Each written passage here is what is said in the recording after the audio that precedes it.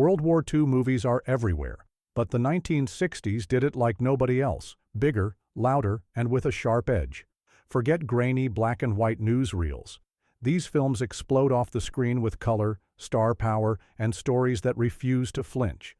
Why did the 60s become the golden age for war epics? Which ones still pack a punch, and which rewrote history on their own terms? Grab your popcorn because we're diving into 16 movies that turned WWII into legend, sometimes in ways Hollywood still can't top. The Longest Day, 1962. When was the last time a movie made you feel the weight of history like a punch to the chest? The Longest Day isn't just a movie about D-Day. It's the closest most of us will ever get to storming Omaha Beach, minus the sand in your boots. This 3-hour colossus throws everything at the screen. Paratroopers dropping from the sky, generals sweating over maps, and a cast so massive it could fill a stadium. You get John Wayne barking orders, Sean Connery sneaking ashore, and Robert Mitchum charging into machine gun fire. And that's just before breakfast. What sets The Longest Day apart isn't just its scale, but its nerve. Multiple directors, endless speaking languages, and a script that flips between American, British, French, and German perspectives at breakneck speed.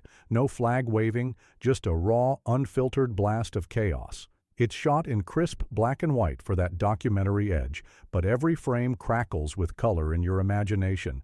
If you've ever wanted to see how the biggest invasion in history actually went down, terrifying, messy, and absolutely heroic, this is your ticket. It's the ultimate war ensemble, tense, ambitious, and as massive as D-Day itself. Even after 60 years, The Longest Day still owns the beaches and the genre. The Great Escape, 1963. Some movies are pure adrenaline. The Great Escape is pure escape, literally.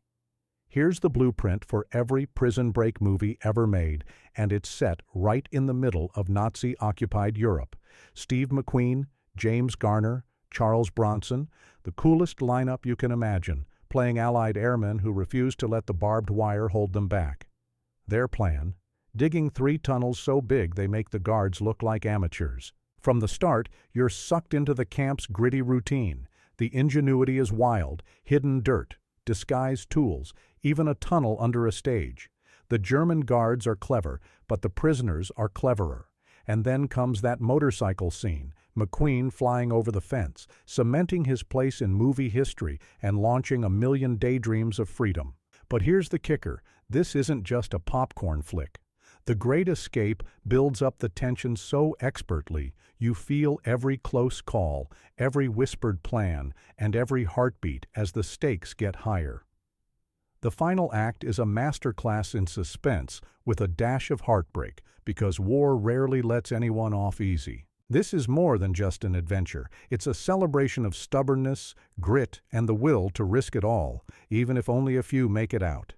The 60s never felt so alive. The Guns of Navaron, 1961. A mountain fortress, 2 giant Nazi guns threatening an entire Allied fleet, and a suicide mission that's supposed to be impossible.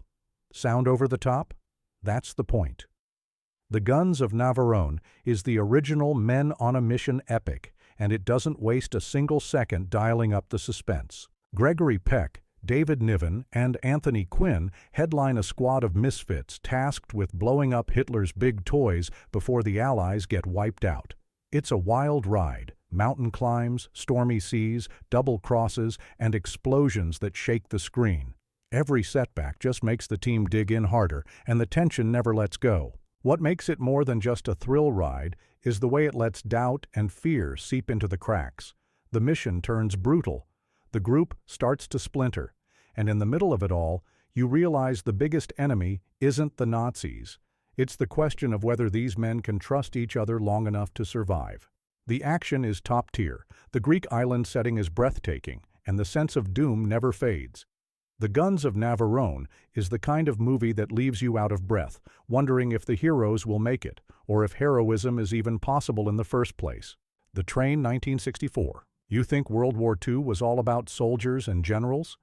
Think again. The Train brings the war right down to the rails, and it's so tense, you'll feel like you're hanging onto the carriage roof yourself. Burt Lancaster stars as a French resistance fighter whose new mission isn't about killing the enemy, but saving France's greatest art from being carted away by a Nazi colonel. Here's where things get wild. Director John Frankenheimer ditched the studio tricks and filmed with real trains, real wrecks, and real danger. When you see a locomotive derail, it's not a special effect. It's a couple of tons of steel smashing through history. That raw, physical risk charges the whole movie with electricity. The Nazis want to loot the country's soul, and Lancaster's crew has to risk their lives for paintings. Are masterpieces worth dying for? The Train dares you to decide. The pacing is relentless, the black and white cinematography sharp as a blade, and the moral ambiguity is thick enough to choke you. No easy answers, no clear winners, just grit, sacrifice, and the thrill of defiance. It's a war movie for people who want more than bullets. They want stakes. The Battle of Britain, 1969. Take to the skies, because the Battle of Britain drops you straight into the cockpit, and it doesn't let you out until the war for Europe's future is decided. This movie isn't content to sit in the trenches. It's all roaring Spitfires, screaming Messerschmitts, and dogfights painted against the blue English sky. The real stars aren't just Michael Caine, Laurence Olivier, and Christopher Plummer. It's the planes themselves. The filmmakers rounded up dozens of authentic World War II aircraft, restored them, and let them loose. The result is aerial combat so real you can smell the engine oil and taste the fear. There's no computer fakery, just pilots pushing the limits, one mistake away from disaster. You feel every victory and every loss. The movie doesn't sugarcoat the cost. For every plane that makes it home, another crashes in flames. But there's pride here too, a pride that's earned. Britain's back was to the wall, and the few fought off the Nazi blitz with nothing but skill and stubbornness. The Battle of Britain isn't just about glory. It's about survival. It's about holding the line when nobody else will. When the credits roll, you'll want to stand up and cheer, then maybe look up at the sky a little differently. The Dirty Dozen, 1967. Ready for chaos? The Dirty Dozen is the movie that broke every rule in the war film playbook, and then laughed as it set the rules on fire. Forget squeaky clean heroes and noble speeches. This time, the U.S. Army takes its worst criminals, hands them guns, and points them at an impossible mission behind enemy lines. Lee Marvin is the world-weary major leading this doomed pack. Charles Bronson, Jim Brown, John Cassavetes, Telly Savalas, and more, each with a chip on their shoulder and nothing to lose. From the first training camp brawl to the final explosive showdown, The Dirty Dozen is rowdy, brutal, and dangerously entertaining. The film swings between black comedy and gut-punch violence, showing men who can't stand each other forced to become a team, if only for one suicidal night. Every personality clashes, and every dirty trick is fair game, because in war, sometimes the only way to win is to get your hands filthy. The action builds to a legendary final act, parachuting into a Nazi stronghold and wreaking total havoc. Nobody walks away clean, and not everyone walks away at all. This is a war movie where the heroes are anti-heroes and the glory is hard to find. The impact? It inspired decades of movies about misfit squads, and proved that sometimes only the worst can pull off the best. The Dirty Dozen is a loud, wild, unforgettable riot that leaves the genre forever changed. The Bridge at Remigan, 1969. If you think you've seen every bridge story in WWII, The Bridge at Remigan is here to shake you up. This movie lands you smack in the chaos of March 1945, where the Allies and Nazis are locked in a frantic race to control the last bridge over the Rhine River.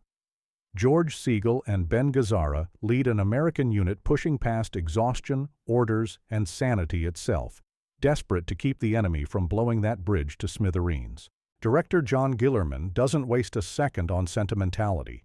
Instead, he shoves you into mud, blood, and confusion, where nobody really knows who's winning or why they're even fighting anymore. Shot on location in Czechoslovakia, with real tanks rumbling through the frame and explosions that feel terrifyingly close, it's as raw and unscripted as war gets. But what really sets this film apart isn't just the firefights. It's the sense that everyone, American, German, even the locals, has been chewed up by years of conflict. The heroes aren't sure they're heroes, and the villains are just tired men doing desperate things. The result is a movie that's honest, gritty, and a little bit haunting.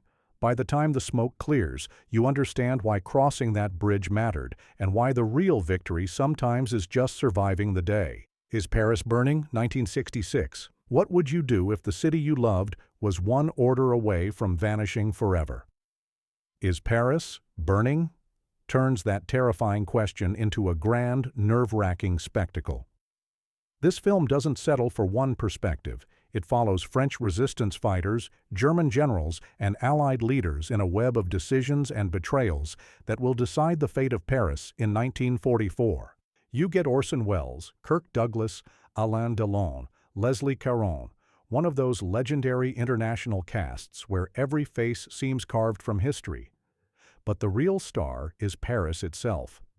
The movie paints its narrow streets, grand boulevards, and iconic landmarks with an almost feverish intensity, making you care about every stone, every secret passage, every looming shadow. As the Germans plot to blow the city sky high, the resistance scrambles to outsmart them and keep their home alive. There's barely a breath to spare. The pace is relentless, the stakes sky high. Real events, split-second choices, and near misses all collide in a story that feels equal parts war epic and political thriller. And the ending? Let's just say the movie doesn't let you relax until the very last frame.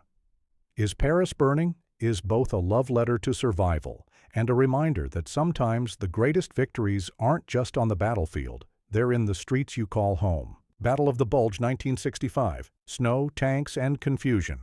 Battle of the Bulge drops you right into the deadliest winter in modern warfare and dares you to keep up. This sprawling epic tackles Hitler's last great offensive in the West, when the Nazi army tried to punch through American lines in Belgium and nearly turned the tide of the entire war. With Henry Fonda, Robert Shaw, Telly Savalas, and Charles Bronson filling out the cast, the stakes have never felt higher or colder. The movie doesn't shy away from showing just how chaotic war really gets.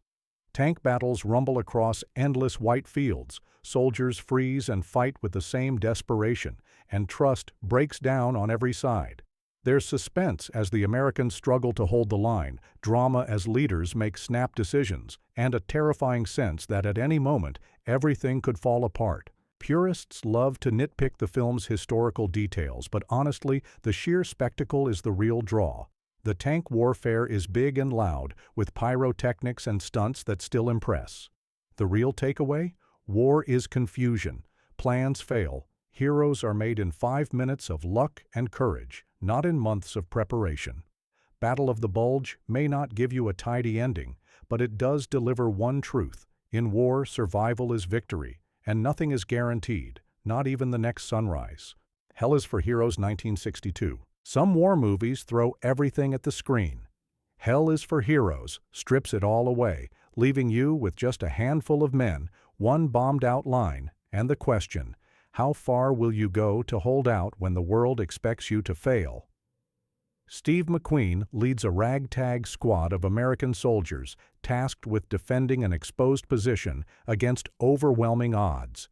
They're low on ammo, hope, and patience, and the enemy is coming. Director Don Siegel keeps it gritty and claustrophobic, trapping you in muddy foxholes and making you sweat every hour of the long, impossible night.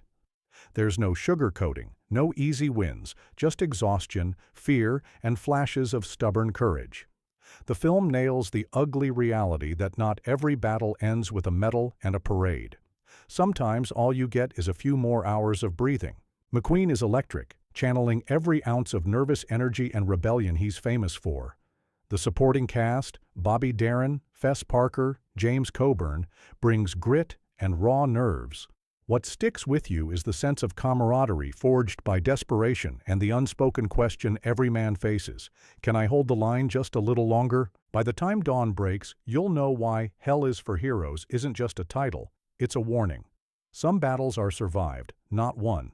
Where Eagles Dare, 1968. Get ready for the wildest, coldest, most bullet-riddled rescue mission in WWII cinema.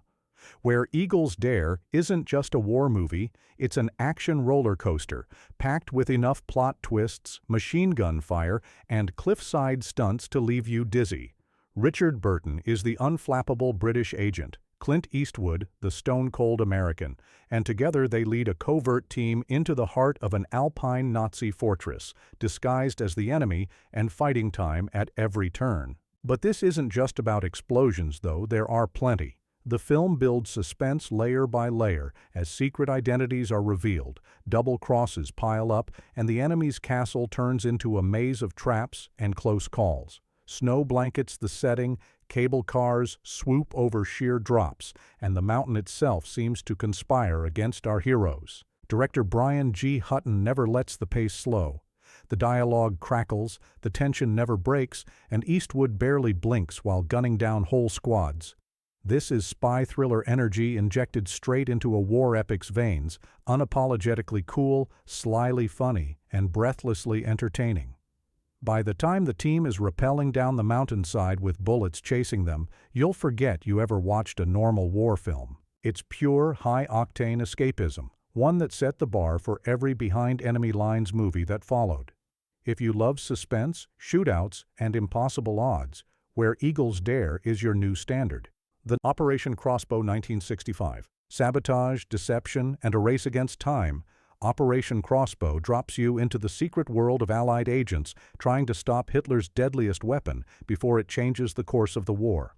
Sophia Loren, George Peppard, and Trevor Howard headline a star-studded cast, each walking a tightrope of lies and loyalties as they infiltrate Nazi rocket sites hidden deep in Europe. From the first shadowy briefing, the film sets a breakneck pace. Peppard's American agent parachutes into occupied territory, forced to bluff his way through suspicious scientists, deadly traps, and double agents at every turn. The stakes climb higher with every ticking clock, and the tension is real, because these V-2 rockets were designed to rain terror on London itself. Director Michael Anderson mixes the best of the war and spy genres, fusing real historical details with heart-pounding close calls. Sophia Loren's role adds glamour and grit, her character's choices carry real weight, and nothing is ever as simple as it seems. The movie's climax is pure spectacle, with secret tunnels, sabotage, and explosions lighting up the screen. But beneath the suspense, Operation Crossbow is about sacrifice, ordinary people risking everything in the shadows to keep disaster at bay. It's clever, sharp, and always entertaining, serving up espionage with a side of nerves. If you ever wondered what it really took to change the course of history, this is the mission you can't miss. The Victors 1963. If you want a war film that pulls no punches and never hands you easy answers, look no further than The Victors. Carl Foreman's sprawling epic follows a group of American soldiers from D-Day all the way to Berlin, but don't expect flag-waving or heroic speeches. This is a journey into the moral gray zones of war, where every victory comes with a price, and sometimes it's hard to tell the difference between winning and losing. The cast is as international as the settings, with George Peppard, Romy Schneider, and Albert Finney leading the way through bombed-out cities and broken relationships. Shot in striking black and white, the film feels raw, even documentary-like. But what really hits is the emotion. Each vignette explores the soldiers' encounters with love, betrayal, boredom, and sudden, senseless violence. Foreman isn't afraid to get political or controversial. Scenes are bold, sometimes shocking, challenging the myth of war as glorious and instead painting it as something that scars everyone involved. The narrative is fractured, sometimes dreamlike, sometimes brutally real. For all its bleakness, The Victors is also deeply human. It's about friendship, loss, and the quiet moments between chaos. You won't walk away with answers or easy inspiration, but you'll see the Second World War in a way few films dare to show it. Up close, personal, and complicated. For that, The Victors remains unforgettable. Tora, 1969. Most movies pick a side. Tora does something rare. It shows both. Chronicling the events that led to the attack on Pearl Harbor, This film splits its focus between American and Japanese perspectives, giving you a full 360-degree view of the disaster that dragged the United States into the war. This is a masterclass in tension and detail. Co-directed by Hollywood's Richard Fleischer and Japanese directors Toshio Masuda and Kinji Fukasaku, it weaves together real history, sharp performances, and painstaking recreation. You see generals debate, diplomats scramble, and ordinary sailors go about their day, unaware of what's about to hit. The attack itself, nearly 30 minutes of orchestrated chaos, is still a marvel of practical effects and choreography. Explosions ripple across battleships, planes swoop through the sky, and the scale is jaw-dropping. But Tora isn't just about action. It's about the misunderstandings, missed warnings, and human errors that set the stage for tragedy. No villains here, just choices, consequences, and the weight of history. The movie refuses easy answers, making it both a spectacle and a cautionary tale. Even today, it stands out for its fairness, craft, and sense of inevitability. It's the rare war epic that wants you to understand, not just watch. The Pawnbroker, 1964. Not all war movies are about soldiers, and not all battles end when the guns go silent. The Pawnbroker is the rare World War II film that never sets foot on a battlefield, yet leaves you feeling every scar the war carved into its survivors. Rod Steiger delivers a powerhouse performance as Sol Nazerman, a Holocaust survivor now running a pawn shop in Harlem decades after the camps. On the surface, he's cold, detached, and almost mechanical, numbing himself to the world just to get through another day. But as the story unfolds, you realize that the real war is inside him. Flashbacks hit like landmines, brief, jarring memories of brutality and loss, shown in stark black and white. Director Sidney Lumet never sugarcoats Sol's trauma. Every interaction, every deal, every petty theft at the pawn shop brings up old wounds and raises the question, how does anyone truly survive after surviving the unimaginable? Steiger's performance is a masterclass in restraint. His pain is buried deep, but you feel it in every flinch and silent moment. The film's raw honesty was groundbreaking, earning Steiger an Oscar nomination and changing how movies depicted trauma and survival. While the setting is far from the trenches of Europe, the psychological cost of war is everywhere, proving that for some, peace never really arrives. The Pawnbroker is tough, unflinching, and impossible to forget. It's the echo of World War II, still reverberating long after the last shot is fired. There you have it, 16 World War II movies from the 1960s that didn't just entertain, but redefined what war stories could be. From breakneck action to quiet heartbreak, these films ask hard questions and leave you thinking long after the credits roll. Which one hit you hardest? Did we miss your personal favorite? Drop your thoughts below. Hit subscribe for more bold deep dives and share this list with your fellow movie buffs. After all, history never really stops. It just finds a new way to play out on screen.